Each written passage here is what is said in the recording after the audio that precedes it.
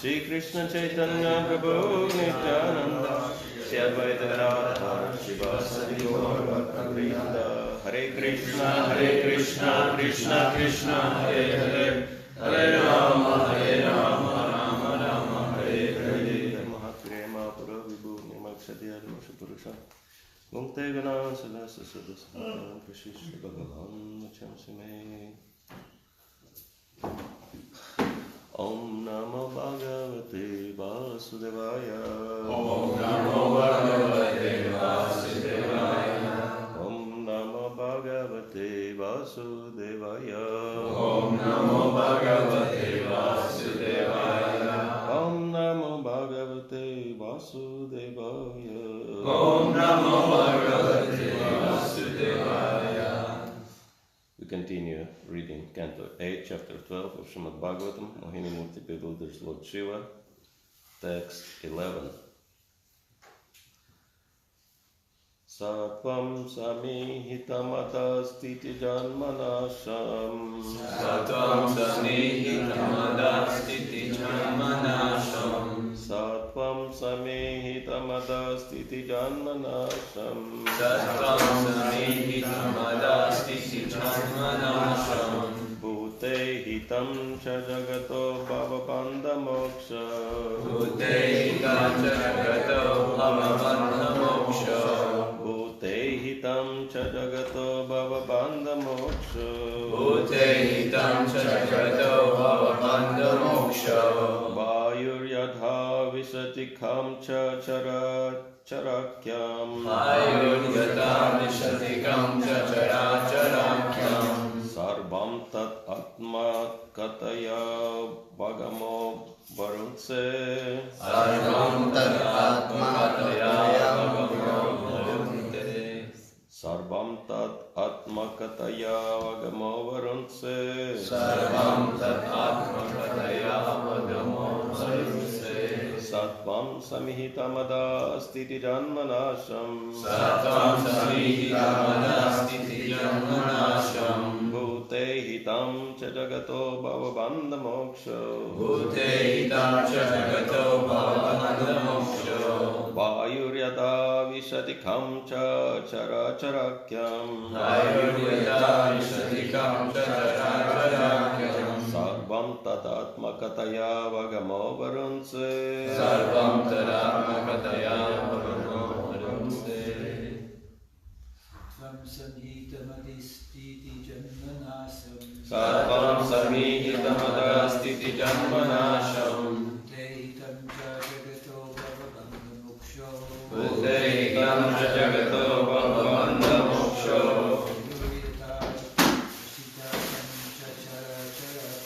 Vayurita vishatikam cha characharakyam.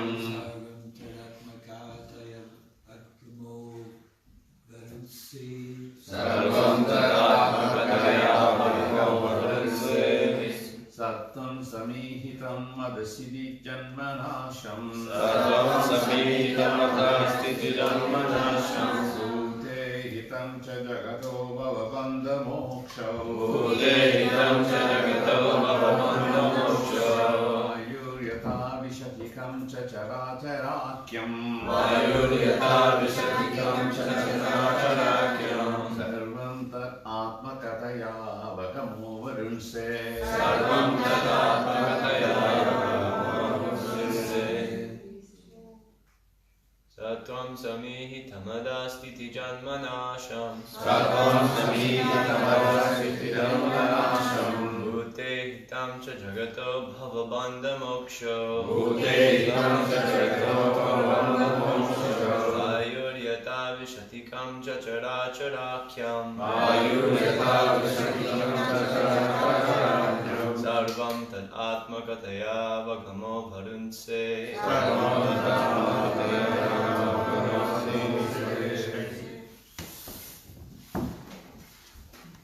Ladies, please. Sattvam samhitam adasiti janmanasam Sarvam Samihitamada-stiti janmanasham Bhutehitam sa sakita bhavo bandha moksham Bhutehitam cha jagato bhavabandha moksha Vayuryata visadikam cha characharakyam Vayurita vishatikam cha characharakyam. Sarvam tat atmadaya vagamo varundise Sarvam tadatmakataya vagamo varunse. Sattvam samhitamada-stiti janmanasham Sattvam samhitamada-stiti janmanasham Bhutehitam cha jagato bhavabandha moksha Bhutehitam cha jagato bhavabandha moksha Vayuryata vishatikam cha characharakyam Vayuryata vishatikam cha characharakyam Sarvam tadatmakataya vagamo varunte. Sarvam tadatmakataya vagamo varunte. Saha Saha Your Lordship Your Lordship Tvam Tvam the Supreme Personality of Godhead Supreme Personality of Godhead Samihitam which has been created by you Adaha of this material cosmic manifestation Stiti Janmanasham creation, maintenance and annihilation Bhuta of the living entities Ihitam cha and the different activities or endeavors Jagataha of the whole world Bhavabandha moksha in being implicated and being liberated from material complications in being implicated and liberated from material complications. Vayuhu the air, yatha, as, vishati, enters, come, in the vast sky, cha, and, characharakyam, and everything moving and non-moving, sarvam, everything, tat, that, atmakataya, because of your presence, abhagamaha, everything is known to you, avarunse, you are all pervading and therefore know everything. Translation prepared by His Divine Grace, A.C. Bhakti Swami, Srila Prabhupada ki jai. My Lord, you are the supreme knowledge personified. You know everything about this creation and its beginning, maintenance, and annihilation. And you know all the endeavors made by the living entities by which they are either implicated in this material world or liberated from it. As the air enters the vast sky and also enters the bodies of all moving and non-moving entities, you are present everywhere and therefore you are the knower of all. As, purport by Srila Prabhupada, as stated in the Brahma Samhita, Eka pesau rachayitim jagadanda kotim yachaktirasti jagadanda chayayadanta andantarasta paramanasyantarastam govindamadi purusham tamaham bhajame. I worship the personality of God, Govinda, who, by one of his plenary portions, enters the existence of every universe and every atomic particle, and thus manifests his infinite energy unlimitedly throughout the material creation. Ananda chinmaya rasa pratibhavita bhistabi eva nijarupataya kalabhi goloka eva nivasatya kilatma bhuto govindamadi purusham tamaham bhajame. I worship Govinda, the primeval Lord, who resides in his own realm, Goloka, with Radha, who resembles his own spiritual figure, and who embodies the ecstatic potency, Ladini. Their companions are her confidants, who embody extensions of her bodily form, and who are imbued and permitted with ever blissful spiritual rasa. Although Govinda is always present in this abode, Goloka eva nivasati, he is simultaneously present everywhere. Nothing is unknown to him and nothing can be hidden from him. The example given here compares the Lord to the air, which is within the vast sky and within every body, but still is different from everything.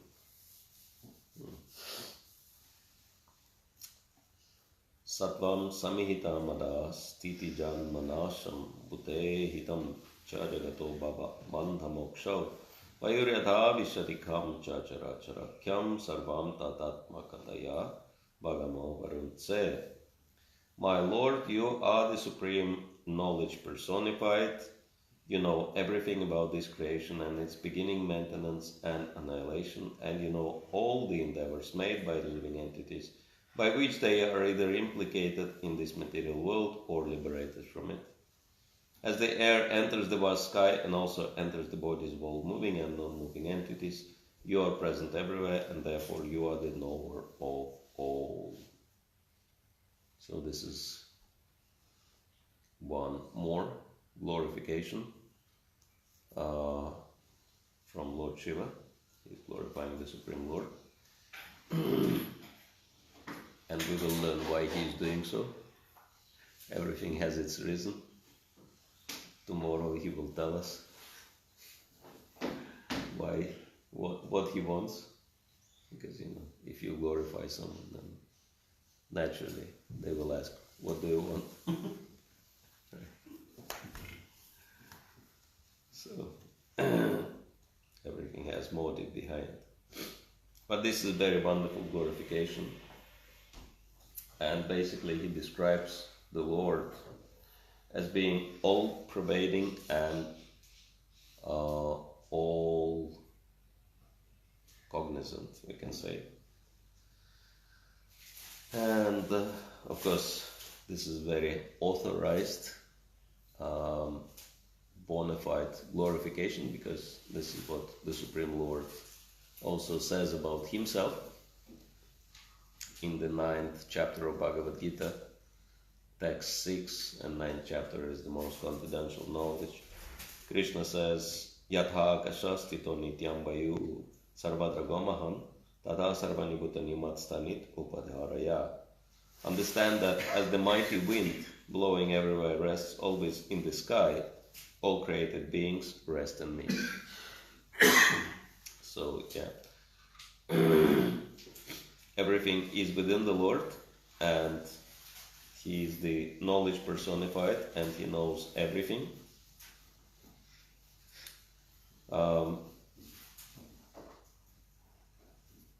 Because He created everything, right? Satvam samihitam ada stiti janmanasham. That samihitam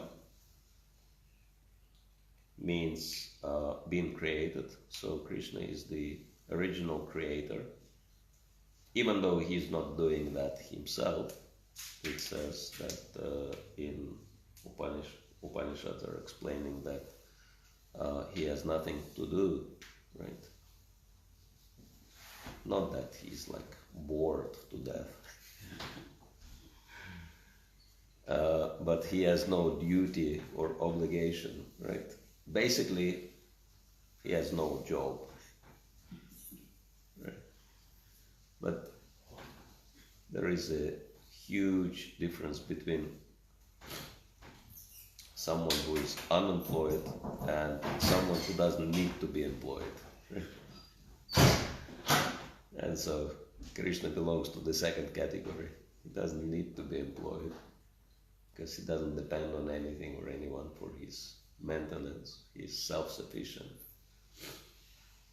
And so, but creation is conducted by his different expansions, starting with 3 primeval Vishnus and then expanding into other representatives of the Supreme Lord. And so 3 Murti, as we know, 3 major lords who are in charge of the 3 modes of nature: goodness, passion, and ignorance. Vishnu, Brahma, Shiva, and these 3 are also connected to the 3 phases of time.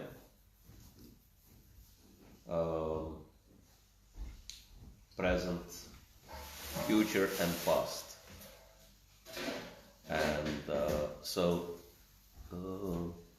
accordingly, the 3 phases of time are also connected to the 3 modes of nature, right? Whereas present is connected to which mode? Goodness. Future and past, ignorance. And so, in this way, the Lord is also known as Trayadisha. Trayadisha means the Lord of the 3s. Not trees, but 3s, right? Everything which has the, or we can say, what does it call? Triads, right? Triads. Scientific name is triads. So the Lord is the master of triads, and there are plenty of triads in this creation. You know, things which fall into the category of 3s. And so, therefore, he knows everything, and he knows everything about creation maintenance. He's in charge of creation maintenance and annihilation and all the 3 phases of time. And of course, as the saying goes, past is history, future is mystery, but the present is the gift from the Supreme Lord. Right? That's why present is called present. It's Krishna's present to all of us. And therefore devotees, they are not dreaming of the future. They are not lamenting about the past, but they are always focused on the present moment. And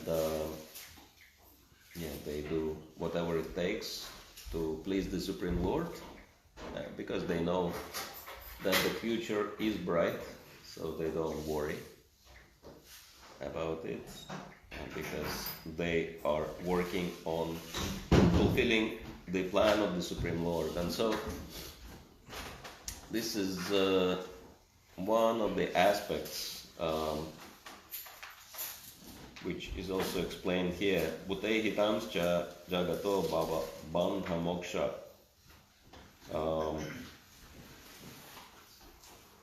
Lord Shiva says that all living entities conduct different activities or endeavors, and in the whole world they are divided into two categories: implicated and liberated. And so the Lord creates, maintains and annihilates, and living entities are acting within the material creation, and some of these living entities are conditioned and the other ones are liberated. And vayu yatha vishatikam cha chara charakyam, that like air, same example which was given in that Bhagavad Gita verse, vayu yatha vishatikam cha chara charakyam, that as air he enters in the vast sky into everything non-moving and non-moving, and then sarvam tat atma kataya vagamavarunse. In this way, he is present everywhere, and avagama, he knows everything, because he is all-pervading. Avaramse. So, and we might ask ourselves the question that what are the practical implications of that? Right? That, okay, the Lord knows everything, he controls everything, and there are two categories of living entities, conditioned and liberated. So one thing you might ask yourself, which category I want to belong to? Conditioned or liberated? And so if we are to belong to the liberated category, then it's really important to connect with the source of liberation of freedom, who is the Supreme Lord. And this is what actually Krishna consciousness means, that we have to become Krishna conscious. We have to understand, instead of thinking about ourselves and our own plans, we have to be focused on the Lord's plans. And if we do so, we can actually understand that everything, whatever is happening, is perfectly happening according to His plan. And in this way, we'll never be confused about anything. What happened in the past, what's happening in the present, and will not be worried about what will be happening in the future. Right? There is one very interesting story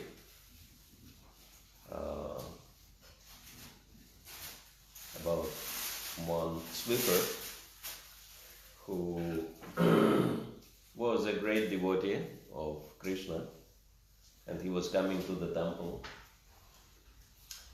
for darshan.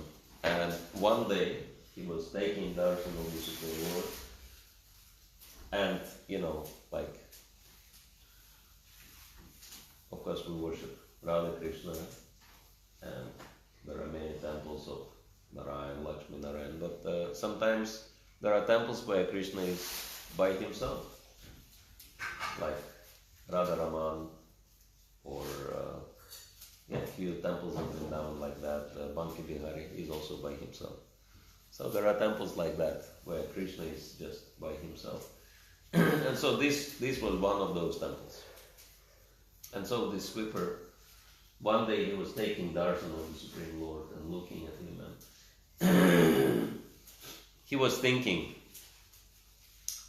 it must be pretty difficult for Krishna to stand like that, stand still and not move, day in and out. So he must have a desire to take a walk, etc. And he said, I would like to facilitate the Lord's, the Lord in this way. And then he said, my dear Lord, you are standing like that for so long. I want you to take a walk and relax, kind of. And Krishna said, but someone has to stand here because there are so many devotees coming to the temple and I have to reciprocate with them. And the sweeper said, if you allow me, I can stand here. If you, transform me into the form which resembles yours, I can stand in your place, and then you'll be free to walk away. And Krishna said, fine, no problem, but remember one thing, that you don't have to do anything. Just stand there, but do not interfere with anything, right? Whatever is happening, just remember, everything is happening according to my wish and according to my plan. And the sweeper said, yeah, that's easy, the easiest job in the world. What's your job? Not to do anything. Perfect, right? Someone can say, well, Krishna has really easy life. He is. But let's see what will happen in the story next. And so sweeper agreed, and then he took, the Lord kind of transformed his shape into the shape resembling his. And then the sweeper stood in the place of the Lord on the altar, and the Lord walked away.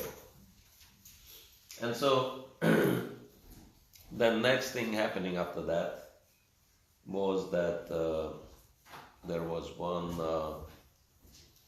very wealthy man coming into the temple, and he was holding a briefcase. And so he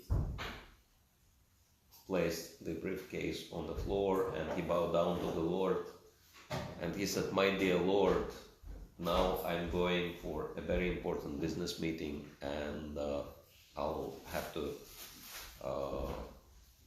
succeed in this deal, so please bless me so that my deal will be successful. And then he was actually so kind of absorbed in that he stood up and he forgot his briefcase and he walked out of the temple. And so the briefcase was standing right there on the floor. And so next, a very poor man came, and then he started praying, my dear Lord, I have no desire, anything, I have no any desire other than to serve you, to please you. But unfortunately, I have a family, and I absolutely have no money, and my children are crying out of hunger, and my wife is really complaining that I'm not really taking care of anything. So if you just send me little money so that I could maintain my family, it would actually help me to, serve you without any distractions.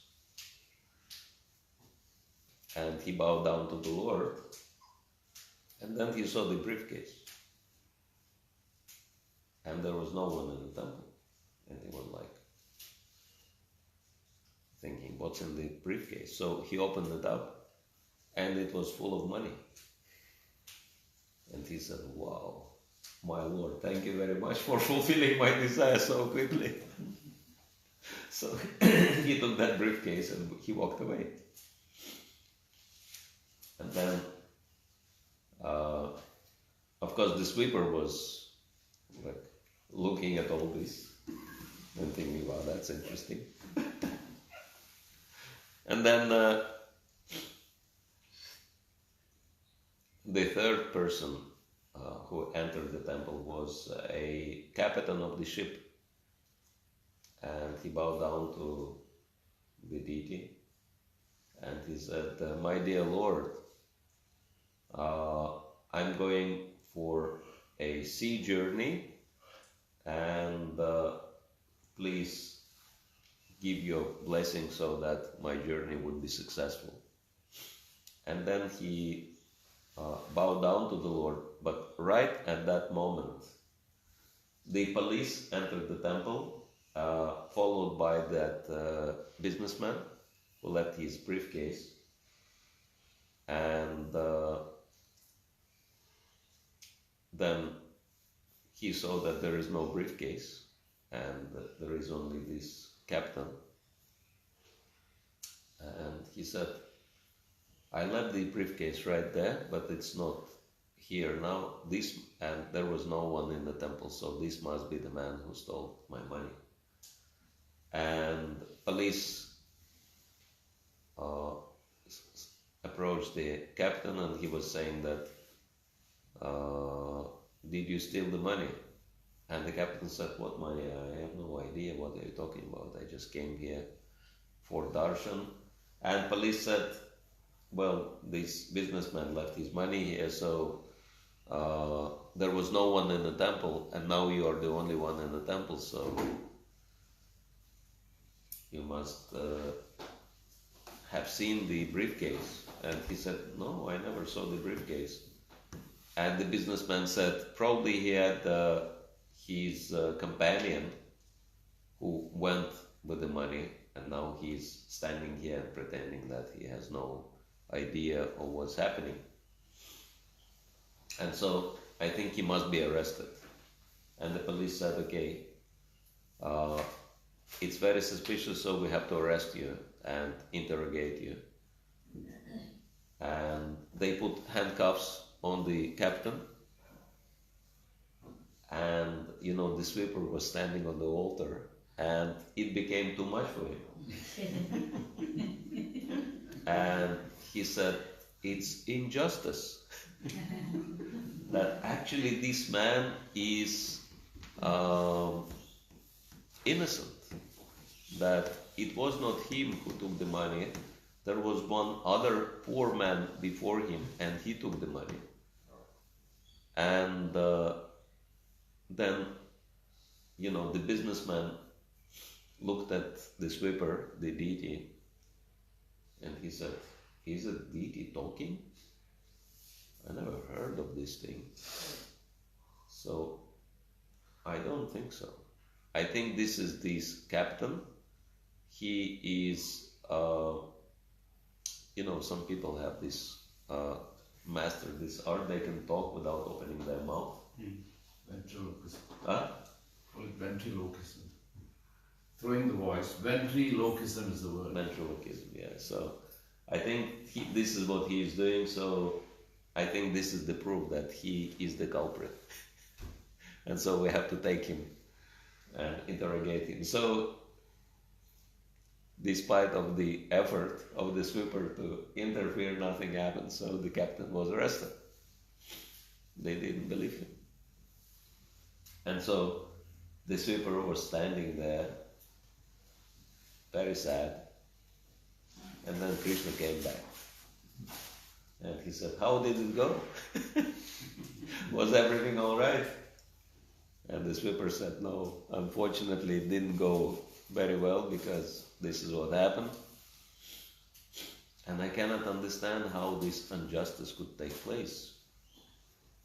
And Krishna said, "Well, I think you have forgotten my order that you should not be interfering, because I told you, just stand there and smile and let people pray to you, and you don't have to, say anything or do anything else."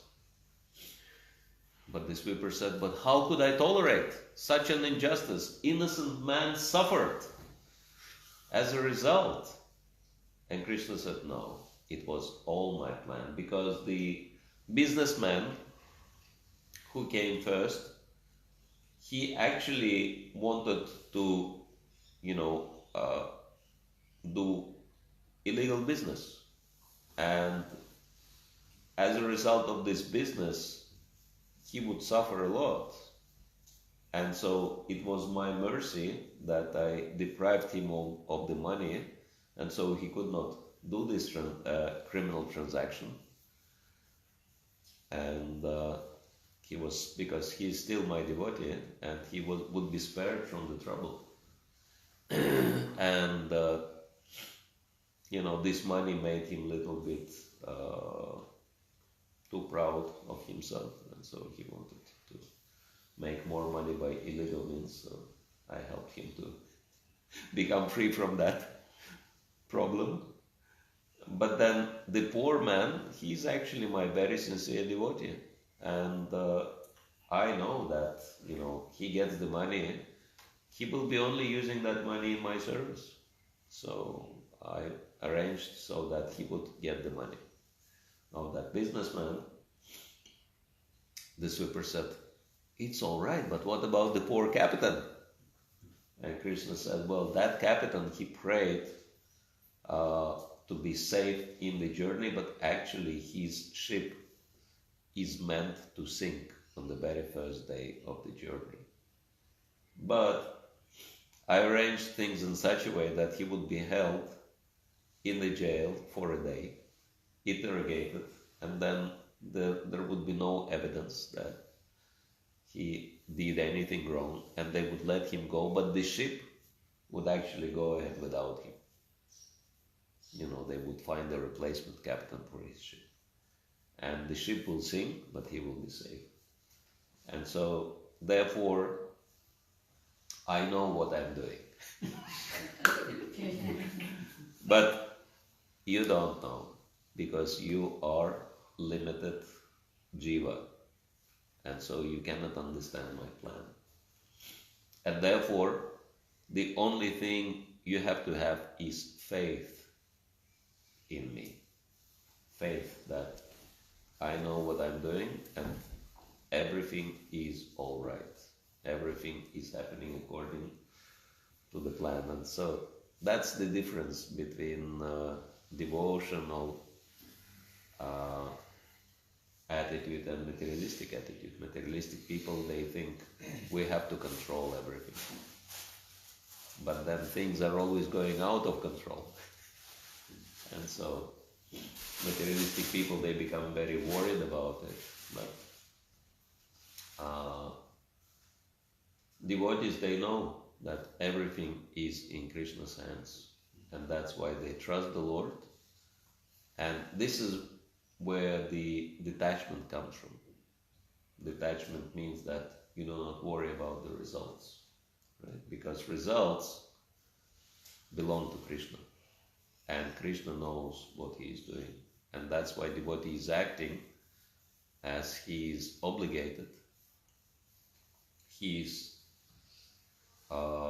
endeavoring with great determination, yatantaschadridavrataha, but he is detached from the fruits of action because he knows everything belongs to Krishna, and whatever is happening according to Krishna's plan,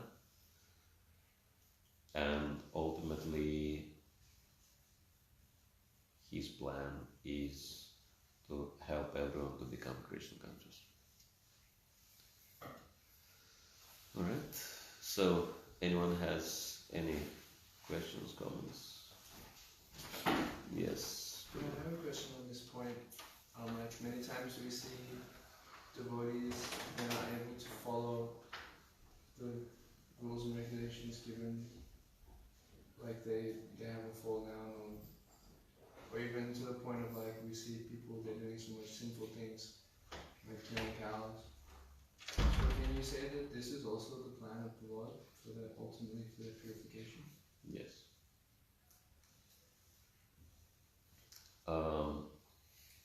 We see the example in scriptures that Bharat Maharaj, he was the great king and great devotee of the Lord, and he decided to dedicate the last portion of his life to worship in the Lord, and so he went to Nepal, and he was, well, the present day Nepal, of course, in those days it was the same country, Bharatvarsha, because he was the king of the whole world, but he went to the present day Nepal, and on the banks of Kaligandaki he was worshipping the Lord. And then we can understand that he achieved very high level of devotion, bhava, actually, but then he became attached to a deer, right? And this was his fall down. Then at the moment of death he was thinking of deer, and he took birth as a deer. So it was a fall down, but why Krishna arranged that fall down? Because he was not really practicing Krishna consciousness in the right way. Because he didn't have any association with devotees. He was doing what you call nirjan bhajan, right? He was alone. If there would be any devotee there, that devotee would tell him, come on, Prabhu, you are getting too much attached to that deer. You should be attached to Krishna and not the deer. But there was nobody to stop him, to correct him. It's interesting. Vaisheshika Prabhu says that I live to be corrected by the devotees. And so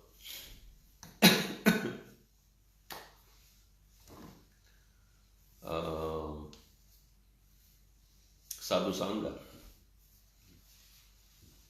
Sarva Shastraka, Lava Matra Sadhu Sangha, Sarva Sigrihaya. All the scriptures, they emphasize the importance of Sadhu Sangha, because even a moment of association with Sadhu can bring one to the full perfection. But he neglected that. He had no association. Why? Because he was thinking, I don't need any association. Right? I'm good as I am. And so pride leads to fall. It was very subtle pride. He reached the platform of Bhava, which means he was so qualified. But that little thing was there in his heart. Why do I need any association? I'm good already. And so he fell because of this pride. And when he fell and turned into a deer, And scripture says that he still had human consciousness. And you can just imagine what kind of torture it is, right? That instead of hands, you have hooves, right? And instead of human mouth, you have this, very long mouth, this thing, in front of you. And you have like these bushy horns on your head you have to carry.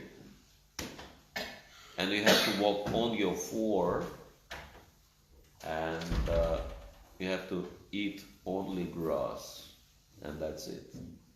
Prabhu, what do we have for prasadam today? Grass, and tomorrow also grass.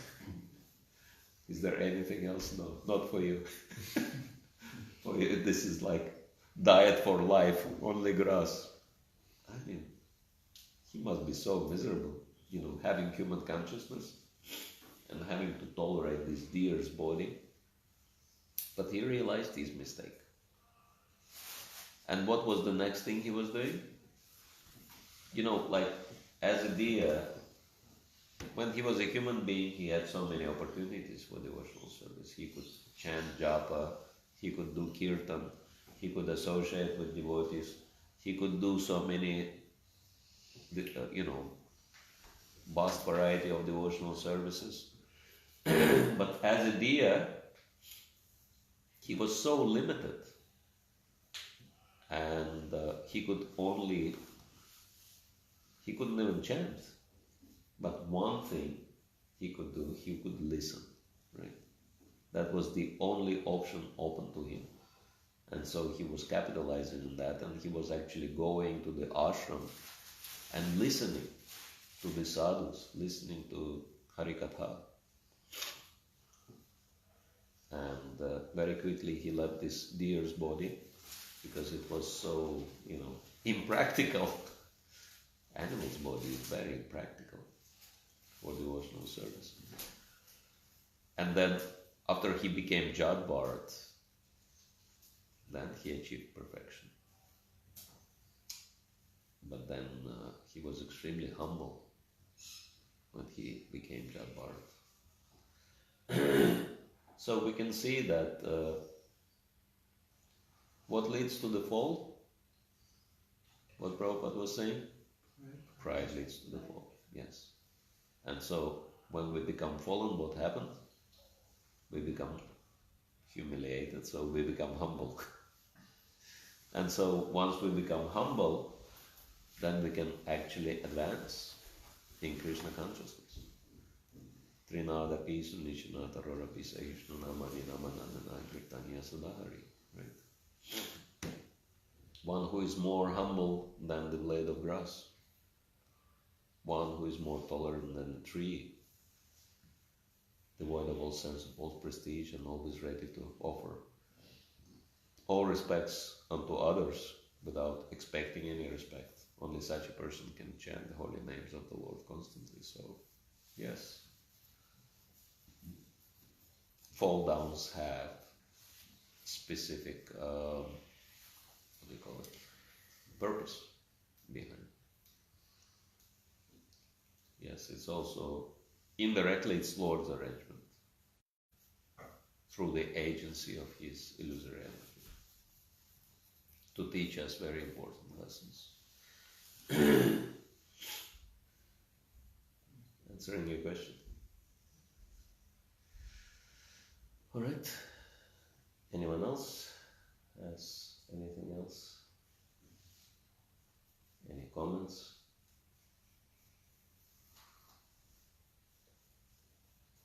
Just have one question.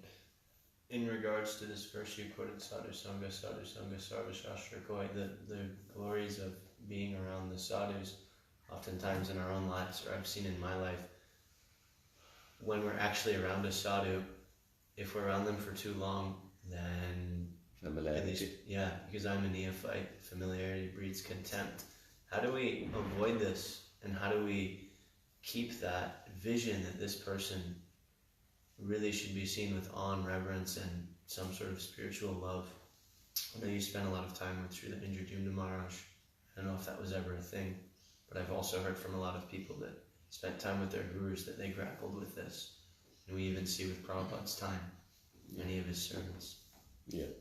Any tips? Well, the only thing is to have service attitude. That the attitude of an enjoyer leads to a fall. And so, because it's there. It's like I remember one time, and I was quite young devotee, but then my spiritual master, he took me, in the morning he said, you're coming with me, and I was thinking he needs some service from me. But then he took me to some devotee's house, and he was invited for lunch there, and I sat with him, and they served me together with him, and then we went somewhere else, and some other devotee's house, and so like all day long I was with him, and we were just visiting different homes of different devotees, and the devotees, they were like serving both of us. And then I was like really confused, I felt like his associate or something rather than servant. But this was his special mercy. But if I would think that because devotees are treating us like that, very kindly, just because of that I became more qualified, and it would be complete Maya. So that's why it's really important to always keep the service attitude. And it's like Srila Prabhupada was saying that the most important question we should ask a spiritual master, and spiritual master would be the model sadhu for all of us. How can I serve you? Like he was saying that in the beginning, he had a trouble understanding Srila Bhaktisiddhanta Saraswati. Even though Prabhupada knew English, but Bhaktisiddhanta Saraswati was using such a profound English that even native English speakers have to take the help of the dictionary to understand what is he talking about. I mean, just try to read some of his, writings. It's just, like my brain begins to boil, because it's like out of 10 words, I have to check the meaning of the 7 words in the dictionary. It's like, my God, to understand one sentence takes 5 minutes. And so Prabhupada had to struggle with that as well. And he was listening there, sitting there at the class, and he was thinking, according to Bhagavad Gita, that Vidi Pranipatana Paripranana Sevaya, that once you approach the sadhu, then next thing, you have to ask him relevant questions, pariprashna, right? But what can I ask if I never understood anything? Hardly understood anything. And then he figured out. He said, okay, let me ask practical question. How can I serve you? And Prabhupada was often asking Bhaktisiddhanta Saraswati, how can I serve you? And Bhaktisiddhanta Saraswati said, this is the man who understands philosophy perfectly. Because understanding must lead to service. And that's why, they became so close. Because, Prabhupada had the best service attitude.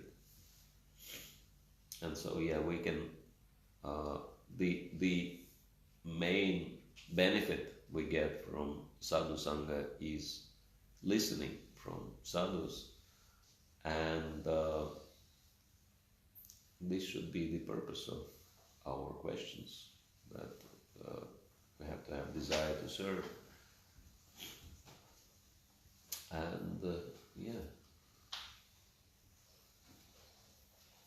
was saying.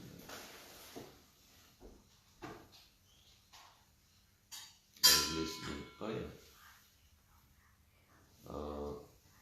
I was listening to one class by my spiritual master, and he was remembering the old days in ISKCON. And he said he had one temple president when he was kind of younger devotee. And he established a standard that each devotee, and then at the end of the class, would have to sit in pair up with another devotee, and then each of them would have to ask, how can I serve you? And then each of them would have to elaborate, Prabhu, can I serve you prasadam? Can I do your laundry? Can I clean your room? Right? And then they would have to do it for each other every single day. He was establishing this service attitude in the temple. And he said sometimes devotees, they had kind of strained relationships with each other. And so they knew that this thing is coming, we'll have to sit with each other and ask each other, how can I serve you? So they would try to sit next to their friends to make it easier for them. But then he, temple president noticed that, and he said, just stand up and go around the temple room, and you have to sit down when I tell you. And so devotees would move around the temple room, and then he would tell them, now sit down where you stand. And so whoever is devotee next to you, talk to him about rendering service. And sometimes devotees would end up with someone they didn't really like, but they still had to serve that person. And so, he was giving this example that, apparently in the old days, and probably Janaka Prabhu can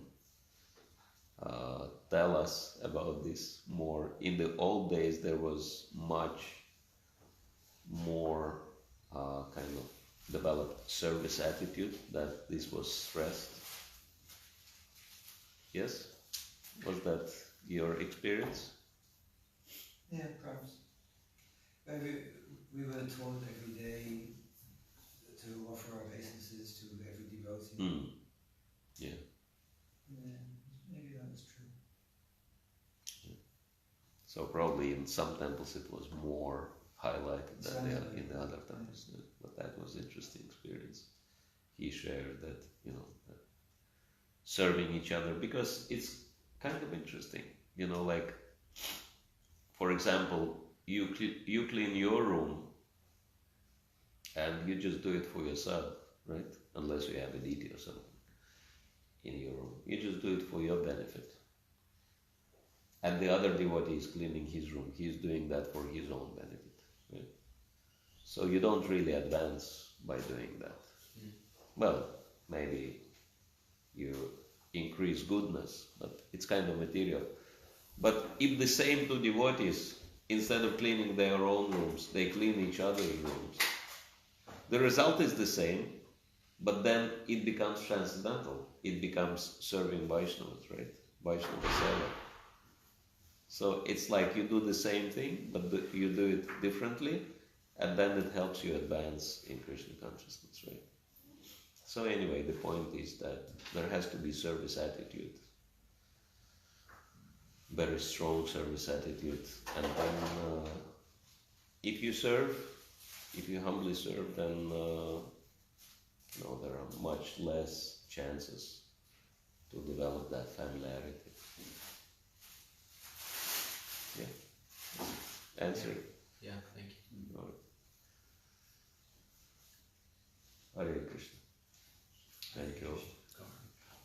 Stop here. Grandharaj Bhagavatam ki jai.